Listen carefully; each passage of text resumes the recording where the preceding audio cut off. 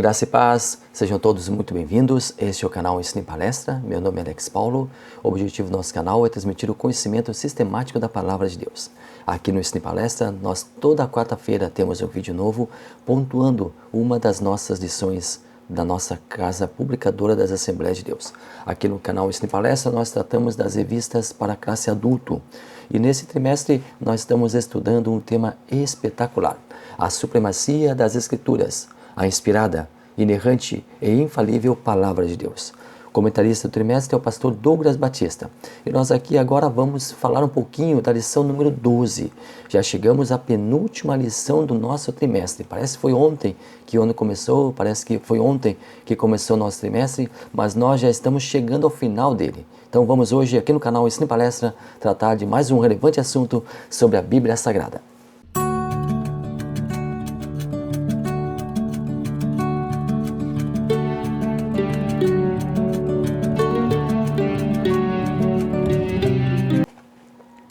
O nosso assunto de hoje é: as epístolas instruem e formam os cristãos.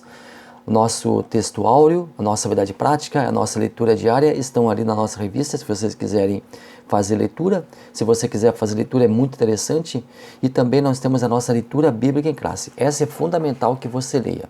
É fundamental que você faça leitura, porque esses três textos que eu vou citar agora dão o pano de fundo para o assunto que nós estaremos tratando aqui no canal. Nós temos a primeira parte lá na carta de Paulo aos Coríntios, primeira epístola de Paulo aos Coríntios, capítulo 1, versículos 1 ao 3. Depois, na primeira carta de Pedro, capítulo 1, versículos 1 e 2. Depois, na segunda carta de João, capítulo 1, versículos 1 e 3. Nosso primeiro tópico: como as epístolas paulinas nos instruem. Tem 4 subtópicos: instruções salvíficas, instruções a respeito de Cristo, instruções sobre as últimas coisas e instruções pastorais e pessoais. Vamos falar um pouquinho sobre cada uma, na verdade nem todas, mas vamos fazer um pequeno apanhado aqui, uma generalização das cartas de Paulo, alguns pontos interessantes, alguns pontos pitorescos das cartas de Paulo. Depois nós vamos passar para as epístolas gerais. Então nós começamos com Romanos. O autor da carta é o apóstolo Paulo, que é chamado o apóstolo dos gentios. A data que foi escrita a carta foi cerca de 58 a 60 depois de Cristo. Os temas desta carta: primeira epístola em ordem doutrinária, primeira epístola em ordem cronológica, o ABC da doutrina cristã, a base do ensino da igreja. Alguns dizem que Romanos teria sido a primeira carta escrita por Paulo. Outros dizem que seria Gálatas. Outros ainda entendem que seria a primeira carta de Paulo aos Tessalonicenses. Então, os historiadores não entram em um consenso para determinar qual foi a primeira carta de Paulo. Mas é interessante nós analisarmos aqui o poder que tinha as cartas, o poder que tinham as cartas, as epístolas naquela época. Hoje nós estamos vivendo em um mundo de comunicação instantânea. Hoje eu quero falar com alguém, eu uso um aplicativo de mensagens instantâneas, o WhatsApp, por exemplo, e imediatamente me comunico com quem eu quiser. Antigamente, Paulo escrevia uma carta, esta carta era levada por alguém, esta pessoa tinha que fazer muitas vezes uma longa viagem, muitas vezes de navio, e as viagens de navio elas eram muito perigosas, até que a carta chegasse ao destinatário ou aos destinatários. A carta, então, era geralmente lida na comunidade para quem ela se destinou. Depois, outras pessoas, outras comunidades também ficavam cientes da carta. Era assim que Paulo se comunicava. Imagine hoje Paulo tendo mensageiro instantâneo, Paulo tendo tantas outras ferramentas de comunicação, o próprio telefone, o celular. Imagine Paulo hoje com a mídia eletrônica, com a TV. Imagine Paulo hoje com o YouTube. Imagine Paulo hoje com todos esses instrumentos disseminadores da comunicação. Imagine o quão frutífero ainda mais frutífero seria ainda o ministério de Paulo. Ele alcançaria muito mais pessoas pelo menor número de tempo. E muitas vezes nós usamos as redes sociais para tantas coisas, para amenidades, usamos as redes sociais para nos informar sobre a vida das outras pessoas, porque rede social não é para se informar a respeito de notícias.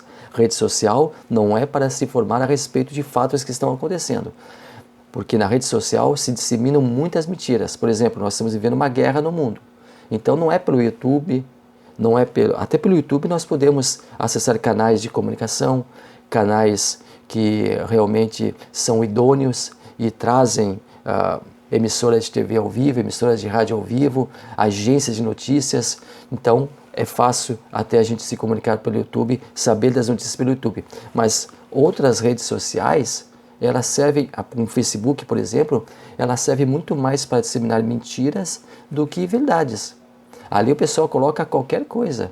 Então nós temos que ter muito cuidado. E aqui não vai nenhuma ressalva contra o Facebook, não vai nem uma crítica ao Facebook, porque o Facebook foi criado como instrumento de comunicação também, instrumento para que as pessoas possam se comunicar, para estreitar relacionamentos, para diminuir distâncias. Então, os propósitos do Facebook são os mais louváveis possível, mas infelizmente é um campo hoje disseminado por muitas falsas doutrinas, por muitas falsas notícias, muitas fake news. Então nós temos que ter muito cuidado. Rede social não é para nós nos informarmos. Nós nos informamos através de bons jornais, através de sites de emissoras de TV, através de sites de empresas jornalísticas, se bem que também hoje em dia a mídia também ela está partidarizada. Isso é muito triste. Jornais que estão à esquerda e jornais que estão à direita. Jornais que o que o governo faz é tudo ruim e jornais que o que o governo faz é tudo bom. Jornais que o que a esquerda faz é divulgado e o que a esquerda faz de errado é simplesmente omitido. Então, infelizmente, hoje na própria imprensa nós estamos vivendo uma dicotomia muito grande, muito séria. Infelizmente, hoje nós estamos penando para achar uma empresa jornalística que realmente traga o fato sem fazer qualquer interpretação desse fato. Traga o fato nu e cru. Mas ainda existem alguns veículos que fazem assim. Então, ainda nós temos que ter todo o cuidado. Então, é muito fácil hoje nos comunicar, mas também é muito fácil também as pessoas serem manipuladas. O ideal é sempre ver os dois lados da moeda. Eu sempre digo, a moeda sempre tem dois lados. Sempre veja dois lados da moeda. Os dois lados de uma notícia, os dois lados de um acontecimento. Nunca fique apenas com um lado do acontecimento. Nunca fique apenas com um lado, com a parte interessada do acontecimento. Procure a outra parte também. Coloque as duas frente a frente, confronte-as e assim você vai ter a fidedigna noção do que está acontecendo e como você vai poder ajudar. Então, cabe essa ressalva aí. As palavras-chave no livro, na carta de Paulo aos Romanos, o Evangelho de Deus, o mundo culpado, a doutrina da salvação, e aliás, foi na carta de Paulo aos Romanos que Lutero leu que o crente viverá pela fé.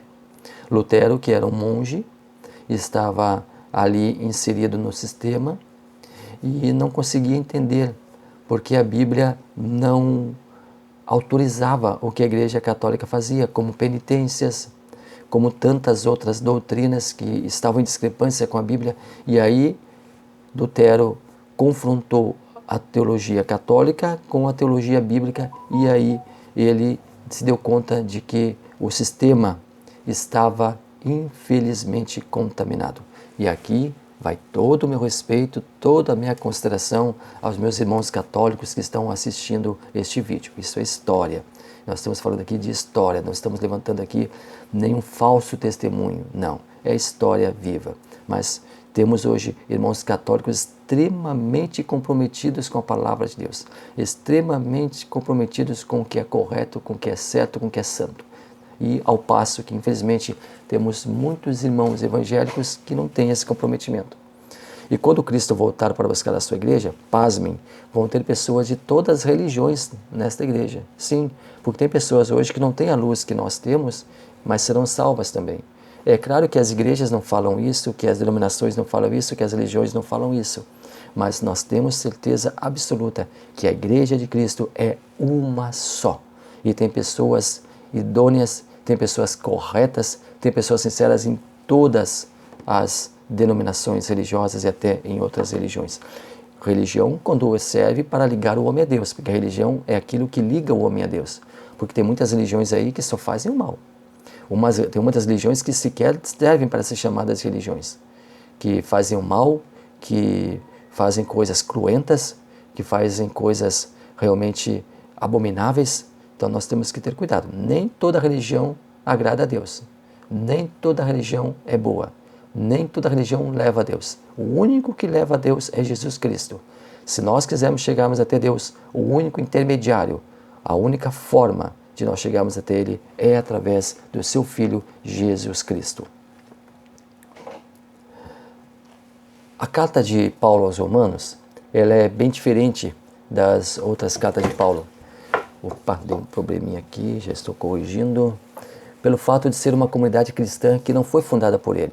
Muito provavelmente os irmãos ali em Roma, eles estiveram ali no dia de Pentecostes e voltaram para Roma e fundaram a igreja. Fundaram a comunidade cristã lá em Roma. Então, nós temos aqui Paulo escrevendo para uma igreja que ele não fundara.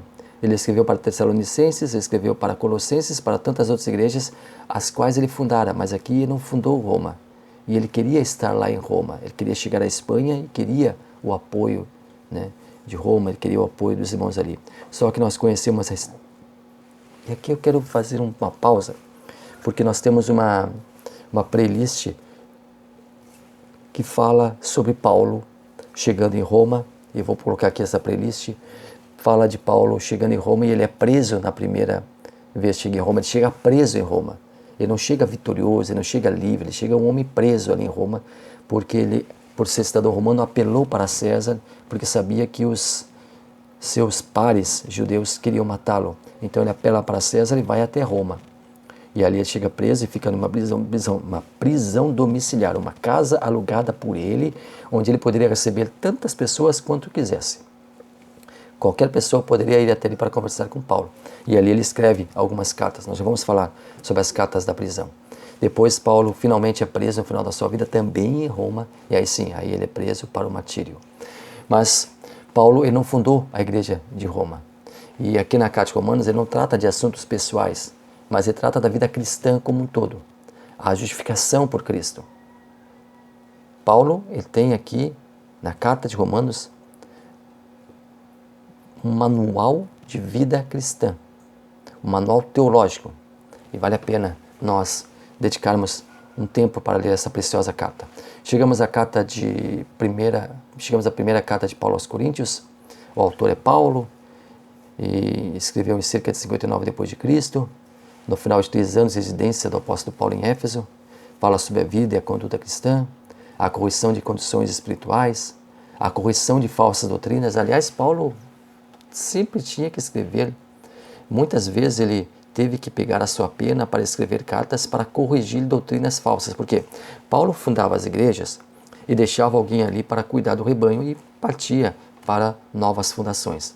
Só o que acontecia? Chegavam depois ali grupos hereges, como os gnósticos, por exemplo, como os judaizantes, por exemplo, e começavam a infiltrar doutrinas na igreja. E aí Paulo tinha um novo problema para resolver. Ele tinha que escrever uma carta para corrigir aqueles desmandos teológicos, para corrigir aqueles problemas que aqueles grupos acabavam por fazer, aquele estrago que aqueles grupos acabavam fazendo nas igrejas. Então, muitas vezes Paulo lançou mão de escrever cartas para corrigir as heresias que estavam sendo propagadas.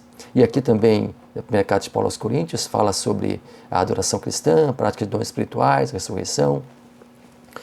Paulo ele vinha de Atenas na sua segunda viagem missionária. Então ele fundou a igreja de Corinto ali. Ele passou 18 meses, 1 ano e 8 meses em Corinto. Paulo ele colocava algumas bases missionárias. Ele colocou uma em Corinto, ele colocou uma em Éfeso. E a partir dessas bases, o seu ministério irradiava para outras regiões, fundava igrejas em outras regiões. Então Paulo sempre fazia de determinada cidade sua base missionária. Ficou aqui em Corinto por esse tempo, em Éfeso ficou cerca de 3 anos e meio. Então Paulo, ele precisava ter uma base e a partir dali ele gerenciar o seu ministério. Nós chegamos então à carta de Paulo aos Coríntios, segunda carta de Paulo aos Coríntios, e foi escrita cerca de 60 depois de Cristo. Provavelmente foi escrita em Filipos, e o tema é consolação para aqueles que se arrependeram por meio de suas repreensões e correções na primeira epístola. Ou seja, então aqui nós vimos que a primeira carta de Paulo, repreendendo, e Paulo fazia com amor, mas também fazia de maneira incisiva. E então eles se arrependeram e eles chegaram à consciência de que Paulo realmente estava certo e foram libertos paulatinamente daquelas doutrinas falsas que estavam pregando aí. Então, há alguns assuntos também elencados nessa carta. A autodefesa do apostolado de Paulo. Aqui Paulo se defende. Aqui Paulo, ele mostra a sua identidade, ele mostra as suas credenciais. Muitas vezes é preciso também mostrar as credenciais. Paulo, ele era humilde, ele era tranquilo, mas também por vezes ele tinha que dizer quem ele era e com a autoridade de quem ele estava falando. Porque se ele era apóstolo de Cristo, ele tinha autoridade para isso. Então muitas vezes Paulo tinha que lançar mão dessas credenciais para falar. Então tem o testemunho pessoal de Paulo, tem admoestações, fala sobre as obras de caridade, a defesa de Paulo, a defesa do seu próprio chamado. Depois nós temos Gálatas, que é a chamada carta magna da igreja. Ela tem sido chamada por alguns escritores como a carta magna da igreja. E o principal argumento da carta de Paulo aos Gálatas é a defesa da liberdade cristã em oposição ao ensino dos judaizantes. Olha de novo os judaizantes inseminando veneno ali nas igrejas. E esses falsos mestres, eles queriam que os cristãos voltassem às cerimônias, queriam que voltassem à circuncisão, queriam que voltassem às leis cerimoniais, queriam que voltassem à essência do judaísmo. Então Paulo tinha que combater tudo isso e fez assim magistralmente na carta aos Gálatas. Já em Efésios, nós temos judeus convertidos nas igrejas primitivas e eles se inclinavam a ser exclusivos e separar-se de seus irmãos gentios. Os Efésios, eles estavam ali na igreja em Éfeso, que era uma cidade extremamente pagã, uma cidade que tinha a deusa Diana e o templo de Diana era o orgulho da cidade.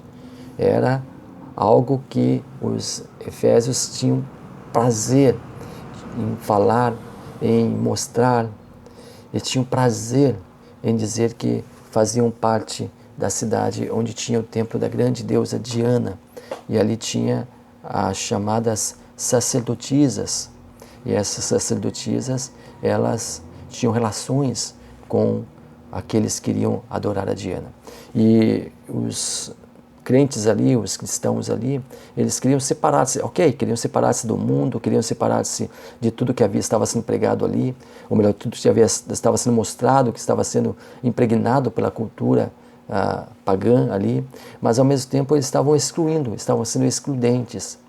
E nós não podemos ser excludentes.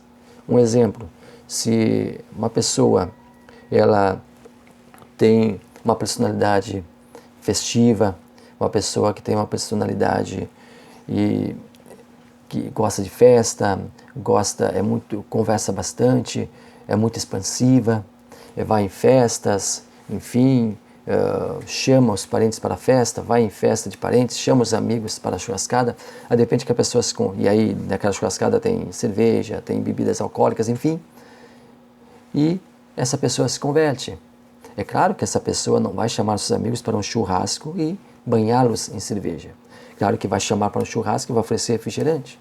Aí as pessoas... Isso aqui é um exemplo muito tosco, eu sei disso, mas só para nós podermos pontuar e contextualizar.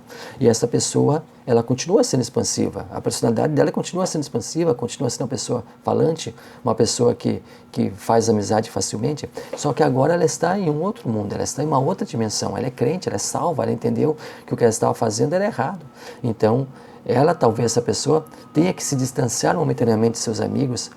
Os seus amigos se distanciam automaticamente dessa pessoa porque acham que perderam a parceria, perderam a amizade, perderam aquelas festas, perderam aquele convívio.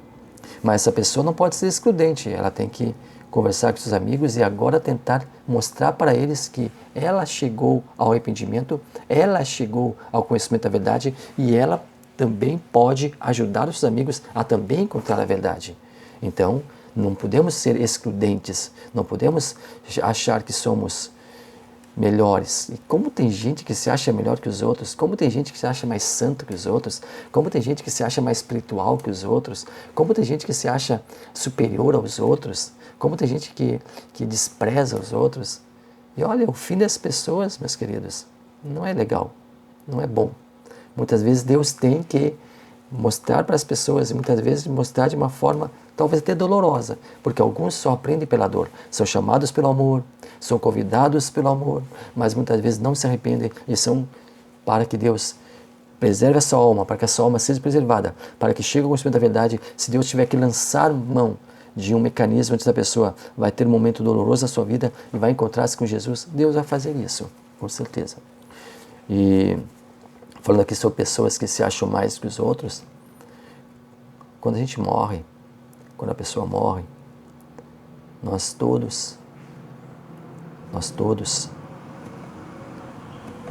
recebemos láureas, elogios, as pessoas fazem discursos calorosos, mas muitas vezes as pessoas, e aqui eu estou abrindo parênteses para fechar em seguida, muitas vezes as pessoas não respeitam, ou não admiram, ou não ajudam pessoas que estão com problemas, com dificuldades.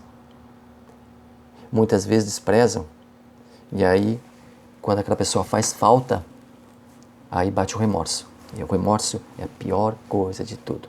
Não vou entrar nessa seara, vou fechar o parênteses aqui, não vou continuar nesse assunto. Vamos então à carta aos Filipenses. Esta é uma carta de amor espiritual à igreja, cheia de entranhável carinho e gratidão. Segundo alguns, a carta de Paulo aos Filipenses, ela é a carta do amor. Paulo tinha um carinho muito grande pelos filipenses. Filipenses, eles tinham um carinho muito grande por Paulo, eles amavam Paulo, eles tinham um respeito muito grande por Paulo. Paulo dispensava um carinho muito grande pela igreja de Filipenses. Vamos à primeira carta de Paulo aos Tessalonicenses. Timóteo havia sido enviado por Paulo a fim de animar e fortalecer a igreja, além de Tessalônica. E agora, em seu regresso, ele fez um relato que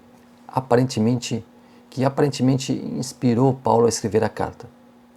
Porque Timóteo chegou ali e começou a falar do que estava acontecendo, quais eram os erros, quais eram os problemas, quais as dificuldades, e Paulo então foi elencando aquilo ali e foi através da carta escrevendo sobre aquilo que poderia ser consertado, que poderia ser melhorado. Olha só, Paulo então ele pegava a pena e escrevia. Hoje Paulo pegaria o telefone e ligaria. Irmãos, o que está acontecendo com vocês, meus irmãos? Faria uma chamada de vídeo. Igreja de Tessalônica, olhem só, meus amados irmãos, vamos conversar agora, vamos debater, vamos nessa reunião aqui virtual falar um pouquinho. Mas não, Paulo tinha que escrever carta e essa carta demorava a chegar aos seus destinatários. E tem cartas que eram perdidas, tem cartas que foram inclusive perdidas. Então, era assim a comunicação. Então, Paulo, ele escreve aos Tessalonicenses. E a carta de Paulo aos Tessalonicenses é a esperança da vinda futura da vida de Cristo. Paulo fala muito no decorrer da carta, em 1 Tessalonicenses, sobre a volta de Jesus Cristo. E é muito importante esta carta, quando nós vamos estudar escatologia, também é importante nós passarmos pela primeira carta de Paulo aos Tessalonicenses. Já a segunda carta de Paulo aos Tessalonicenses, aí fica evidente que certas expressões da primeira carta de Paulo haviam sido mal interpretadas. Quando Paulo falava de incerteza da vinda de Cristo, que poderia demorar ou poderia ser breve, suas palavras haviam sido entendidas como se houvesse ensinado que o dia do Senhor estava perto. Esse mal entendido resultou numa desnecessária comoção. Os convertidos estavam perturbados e alarmados. Isso você vê lá na segunda carta de Paulo aos Tessalonicenses, capítulo 2, versículo 2. Eles tinham pontos de vista errados acerca da proximidade da vinda do Senhor, que transtornavam as suas vidas. Estavam totalmente transtornados e Paulo tinha que corrigir aquele mal entendido. Ele havia explicado, porém a sua mensagem não fora bem entendida, não fora bem compreendida, e Paulo agora teria que fazer uma ressalva, teria que explicar novamente, teria que explicar de uma outra maneira para que eles entendessem. Depois nós temos as cartas pastorais, primeira carta de Paulo a Timóteo, que traz conselhos e exortações de Paulo ao jovem evangelista, seu pupilo, acerca da conduta pessoal e de seu trabalho ministerial. Já a segunda carta de Paulo a Timóteo, ela é escrita quando ele está encarcerado. E ele agora estava preso, sabia que ia morrer, e a última carta que escreve é justamente a Timóteo. As duas cartas de Paulo a Timóteo, elas contêm exortações urgentes. É possível que Timóteo estivesse enfermo. Isso nós podemos ler ali na primeira carta de Paulo a Timóteo, capítulo 5, versículo 23. Talvez também fosse tímido, não fosse tão expansivo, fosse mais retraído, fosse introvertido. E Paulo, ele fez com que Timóteo, queria que Timóteo entendesse, para que ele, Timóteo, não se envergonhasse, nem do Evangelho e nem dele próprio, Paulo. Porque Paulo estava sofrendo ali as agruras da prisão, mas estava sofrendo em nome de Deus, em nome do Senhor, em nome da obra que ele abraçara. Depois nós temos uma outra carta pastoral a Tito. Tito, ele era gentil, ele não era cristão, ele não era judeu, mas ele era um grande amigo de Paulo, era o ajudante de Paulo. Ele foi mensageiro da carta aos Coríntios, do 1 Coríntios, 2 Coríntios. Era absolutamente confiável e abnegado. Paulo deixou ele em Creta, ali, para supervisionar as igrejas ali. E a ênfase da carta está nas boas obras. Depois nós temos uma carta pessoal que Paulo escreve a Filemão. Filemão tinha um escravo chamado Onésimo, e esse escravo fugira. E conta a tradição que esse escravo chegou ali a Roma para conversar com Paulo. Paulo recebe aquele escravo ali, só que agora Paulo estava querendo que aquele escravo voltasse para casa, voltasse para o seu dono. Só que o medo da reação de Filemão fazia com que Paulo tivesse um temor. Então Paulo escreve a carta a Filemão dizendo que Onésimo não deveria ser recebido como escravo, mas como irmão. E deveria ser perdoado, porque muitas vezes, porque o escravo era considerado possessão da pessoa, possessão do seu dono. E quando ele era um escravo fujão, ele poderia ser castigado duramente, talvez até morto, na sua volta ou quando fosse capturado. Então ele precisa, Paulo, convencer Onésimo de que deveria precisa convencer Filemão de que Onésimo deveria ser recebido em sua casa diferente. Ele agora era um servo de Deus e Filemão deveria tratá-lo assim. Como eu falei para você, nós temos as epístolas do cativeiro, as cartas que Paulo escreveu quando estava preso na sua prisão domiciliar ali em Roma. Ele escreveu Filemão, Colossenses, Efésios e Filipenses. Todas elas escreveu quando estava preso ali em Roma. Tópico 2. Como as epístolas gerais nos formam. Primeiro, as epístolas de Pedro. Segundo, as epístolas de João. Terceiro, as outras gerais. Mas nós temos a carta aos Hebreus. Nós não sabemos quem escreveu esta carta aos Hebreus. Muitos dizem que foi Paulo. E, inclusive, os nossos irmãos adventistas, eles afirmam categoricamente que Paulo teria escrevido a carta aos Hebreus. Mas não se sabe, e como não foi descrito na Bíblia o seu autor, nós não podemos bater o martelo, não podemos ser taxativos quanto à escrita da carta. Então, para nós, é a carta de alguém aos Hebreus. O autor da carta aos Hebreus é comumente chamado, quando alguém se refere a essa carta. Ela, muito provavelmente, ela foi escrita antes de tudo aos cristãos hebreus. Esses que eram convertidos estavam em perigo, porque estavam sendo convidados e até mesmo forçados muitas vezes a voltar ao judaísmo. E muitos acabavam voltando por livre e espontânea vontade ao judaísmo, ou seja, retrocediam na sua caminhada espiritual. Voltavam a ter apreço, a realizar as observâncias cerimoniais. Então a carta aos Hebreus, ela bate muito forte nesse quesito. Depois nós temos a carta de Tiago. Alguns dizem que o autor é indeterminado, outros dizem que é Tiago. né? Porque nós temos 3 personagens preeminentes chamados Tiago, né? Mas em geral aceita-se que Tiago, chamado irmão do Senhor, teria escrito essa carta. Depois nós temos a carta de 1 Pedro, primeira carta de Pedro, né? E Pedro escreveu essa carta, os historiadores chegam a esse consenso. Ele não era o Simão Pedro do começo, impulsivo, cheio de fraquezas, né? Não, agora Pedro estava transformado.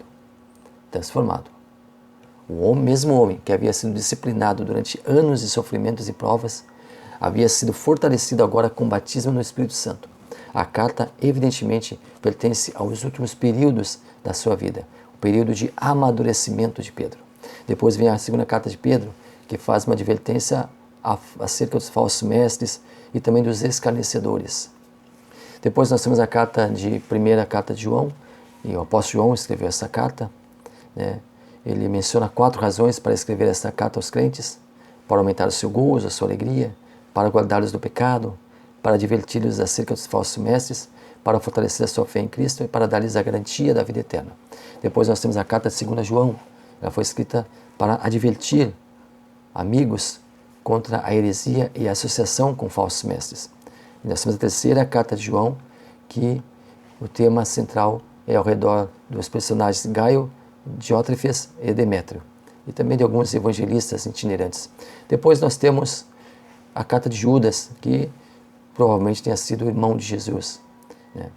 Então eles não criam em Jesus, os irmãos de Jesus não criam nele, mas depois da ressurreição eles se converteram e Judas chegou inclusive a escrever essa carta. Terceiro tópico, as epístolas continuam a falar. Primeiro, a doutrina da justificação. Segundo, a doutrina da santificação. Terceiro, a doutrina da glorificação. Justificação. O papel do homem, quando recebe de Deus a graça, que é a salvação, é arrepender-se. E o papel de Deus é justificar o homem. O ser humano, por si só, é um transgressor da lei de Deus. O homem em si mesmo não é justo. Lá em Romanos 3,10, como está escrito, não há um justo, nenhum sequer. Então, justificação é a aceitação da justiça de Deus através da crença em seu Filho Jesus Cristo. Nenhuma pessoa alcança salvação por meio próprio. Ninguém. Não é meritório. Não é por mérito. Não é meritocracia. É por graça de Deus. Deus é que quer do homem obediência. Porém, Deus não obriga o homem a obedecê-lo. O homem usa o seu livre-arbítrio para obedecer ou não, para aceitar ou não.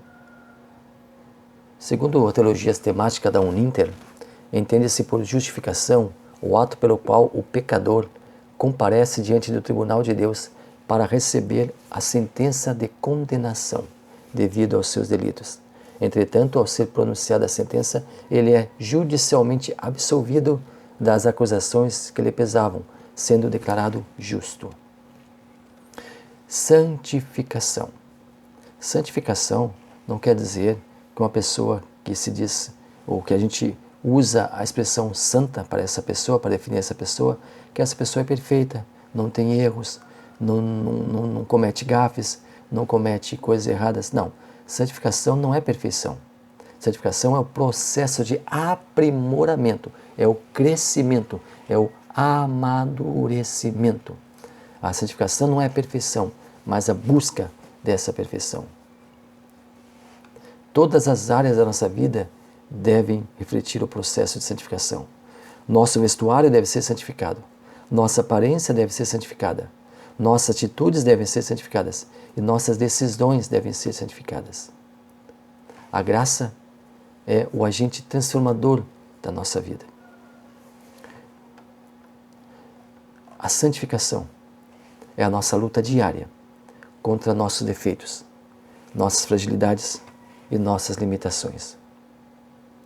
A santificação é a nossa luta diária para tentar minimizar nossos defeitos, tentar enfraquecer nossas limitações, tentar apagar de nossa mente todo o pensamento negativo que tenta enfraquecer nosso espírito e afastá-lo de Deus. Glorificação, um ponto que a revista toca aqui.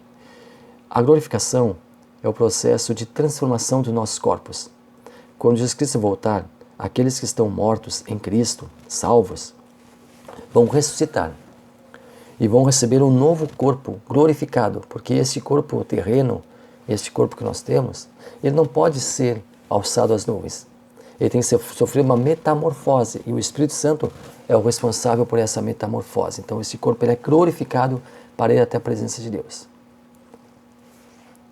E também aqueles que estiverem vivos também receberão essa mesma metamorfose para subir até a presença de Deus.